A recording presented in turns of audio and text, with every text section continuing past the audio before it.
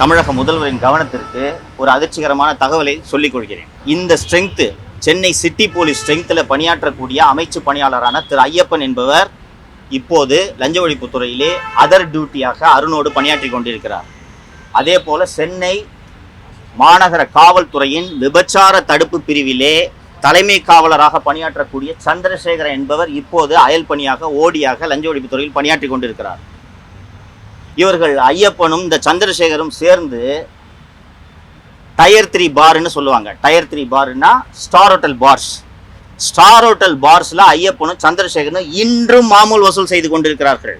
இது மாநகர ஆணையருக்கு தெரியுமா, உளவுத்துறைக்கு தெரியுமா, மாண்புமிகு முதல்வருக்கு தெரியுமான்ட்டு எனக்கு தெரியாது.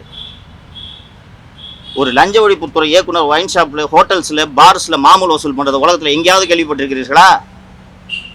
இதைத்தான் சென்னை உயர்நீதிமன்றம் சுட்டி காட்டியது. தவறான நபரை தேர்ந்தெடுத்திருக்கிறீர்கள் என்று.